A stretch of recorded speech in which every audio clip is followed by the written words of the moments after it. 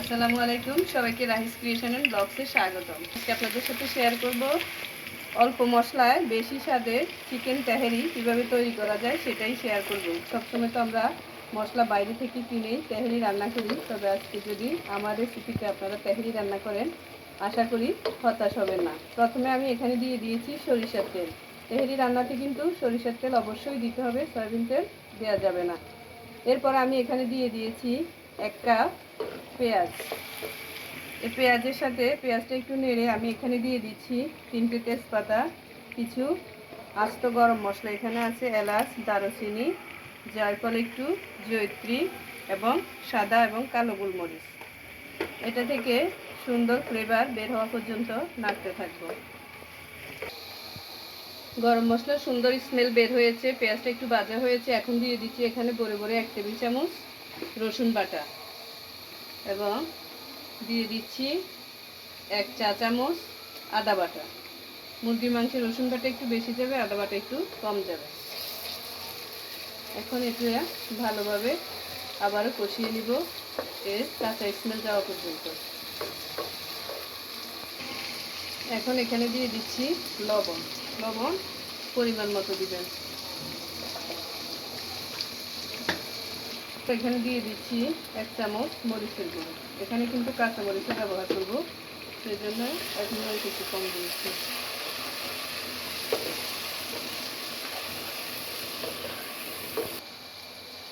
এখন দিয়ে দিচ্ছি এখানে মশলা।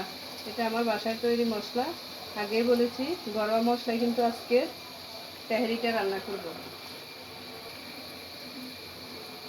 1 চা চামচ গরম মশলা।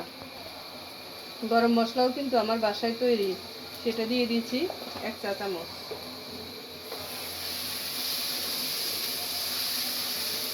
আমার মশলাতে ছিল জিরে, ধনিয়া এবং এলাচ, দারচিনি সব কিছুই ছিল কম কম। এখন এই মশলাটাতে আমি কিন্তু আমার চিকেনটা রান্না করে নিব। এখন এখানে দিয়ে দিচ্ছি টমেটোর চাটনি।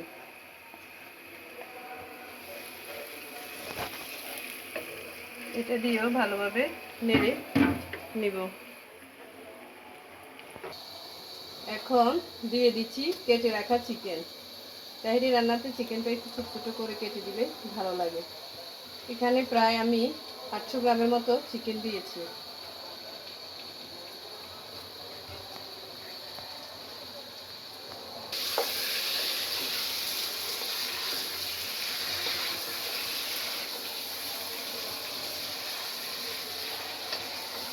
এখন মাংসটা কষিয়ে নিব ভালোভাবে। মাংসটা প্রায় কষে আসছে, দেখতে পাচ্ছেন কালারটা কিন্তু অনেক সুন্দর আসছে। শুধু ঘরের যে মশলা ছিল এটাই দিয়েছি, বাইরে কিন্তু কোনো কিছুই আমি এখানে ব্যবহার করিনি। এখন এখানে দিয়ে দিব টক দই। চেষ্টা করবেন, তাহলে চিকেনটা অর্থাৎ তেহারিটা খেতে ভালো লাগবে। এখানে আমি 3 চামচ টক দই দিয়েছি। টক দই দেওয়ার পর মাংসের লুকটা এরকম এসেছে। এখন এখানে দিয়ে দিয়েছি 4টে কাঁচামরিচ। মাংস অলরেডি হয়ে আসছে, আর 5 মিনিট রান্না করে এরপর আমি পোলাও চাল ধুয়ে রেখেছি, এটা দিয়ে দিব।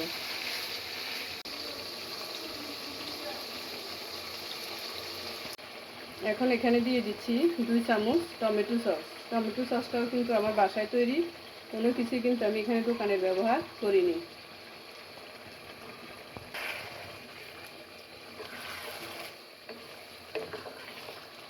আমার মাংস রান্না কিন্তু অলরেডি কমপ্লিট হয়ে গেছে। এখন আমি পোলাও চাল আগে ভিজিয়ে রেখেছি, ধুয়ে এটা দিয়ে দিব। এখন আমি এখানে দিয়ে দিচ্ছি আগে থেকে, অর্থাৎ আমি আধা ঘন্টা চালগুলো ভিজিয়ে রেখেছিলাম, এরপর পানি শুকিয়ে নিয়েছি, পানি জড়িয়ে নিয়েছি। এখন সেই চালটাই এখানে দিয়ে ভালোভাবে মাংসের সাথে ভেজে নেব। এখন মাংসের সাথে আমি চালগুলো ভালোভাবে ভেজে নেব।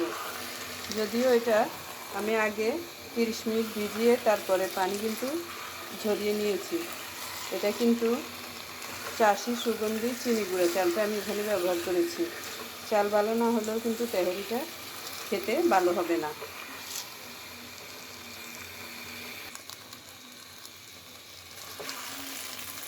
ভালোভাবে মাংসের সাথে চালগুলো ভেজে নিচ্ছি।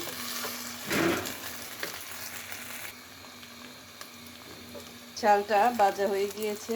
এখন আমি এখানে পানি দিয়ে দিব। এখানে আমি 2 পট চাল নিয়েছি, আর আমার মাংস ছিল 800 গ্রাম থেকে একটু বেশি ছিল। আর আমার চালটা কিন্তু নতুন না, পুরাতন, সেজন্য এখানে আমি 4 কাপ পানি দিয়ে দিব। আপনাদের চাল যদি নতুন হয় তাহলে 4 কাপের কম দিবেন পানি, নতুবা এর পোলাওটা অর্থাৎ আমাদের তেহারিটা জর্জরে হবে না। অলরেডি আমার পোলাও চাল মাংসের যে ফ্লেভার সেটা বের হয়ে গিয়েছে। এখন আমি এখানে পানি দিয়ে দিব। প্রতিদিন একই ধরনের ইফতারি খেতে আমাদের ভালো লাগে না, সেজন্য আপনারা যদি চান এভাবে তেহারি রান্না করে কিন্তু ইফতারিতে দিতে পারেন, সেটাও খেতে অনেক ভালো লাগে। আর আমার রান্না যদি আপনাদের ভালো লাগে প্লিজ আমার চ্যানেলটা সাবস্ক্রাইব করবেন, এবং ফেসবুক থেকে দেখে থাকলে একটা লাইক, ফলো এবং শেয়ার দিয়ে রাখবেন, যাতে আপনার ফ্রেন্ড সার্কেলও সেটা দেখতে পারে। আপনাদের ভালোবাসায় কিন্তু আমাদের কাম্য। আমরা ভিডিও করি আপনাদের জন্য, আপনাদের যদি ভালো লাগে তাহলে সেটাই আমাদের অনেক পাওয়া। প্লিজ চ্যানেলটা সাবস্ক্রাইব করবেন। এখানে কিন্তু আমি গরম পানি ব্যবহার করেছি। আমি কখনো পোলাও, বিরিয়ানি, তেহারিতে ঠান্ডা পানি ব্যবহার করি না।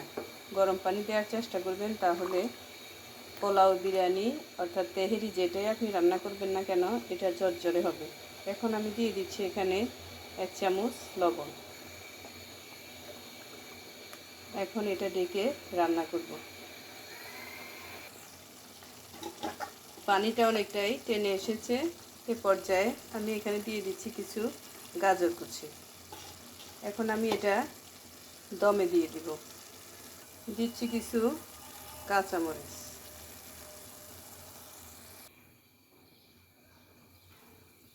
এটা দমে দিয়ে দিয়েছি। আস্তে আস্তে এটা হতে থাকবে। এখন দিয়ে দিব হালকা একটু চিনি, তাহলে স্বাদের ব্যালেন্সটা ঠিক থাকবে। যেহেতু আমরা এখানে টক দই ব্যবহার করেছি, সেজন্য একটু চিনি দিলে এর স্বাদটা অনেক গুণ বেড়ে যাবে। দেখতেই পাচ্ছেন দমে দেওয়ার পর পানি একদম শুকিয়ে গেছে। এখনই আমার কিন্তু পোলাওটা জর্জরে হয়ে গিয়েছে। এখন আমি আরেকটু নেড়ে দিয়ে উপরে বেরেস্তা এবং ঘি দিয়ে আবারও এটা দমে রাখবো। আমরা সবাই জানি যে পোলাও, বিরিয়ানি এবং তেহারি যত দমে রেখে রান্না করা যায় তত এটা কিন্তু টেস্ট ভালো আসে। এখন এখানে দিয়ে দিচ্ছি কিছু বেরেস্তা, দিব ঘি। ঘিটা পরে দিব, তাহলে স্মেলটা ঠিক থাকবে। বেরেস্তা এবং ঘিয়ের গ্রানে কিন্তু অলরেডি ঘরে মোমো হয়ে গেছে। আপনারাও ঘিটা দেওয়ার চেষ্টা করবেন, তাহলে স্মেলটা ভালো আসবে।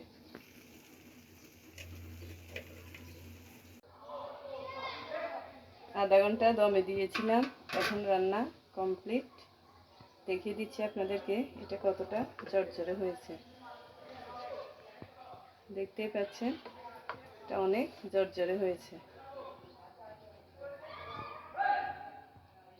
সবাই এভাবে বাসায় ইফতারিতে একদিন হলেও বানিয়ে খাবেন।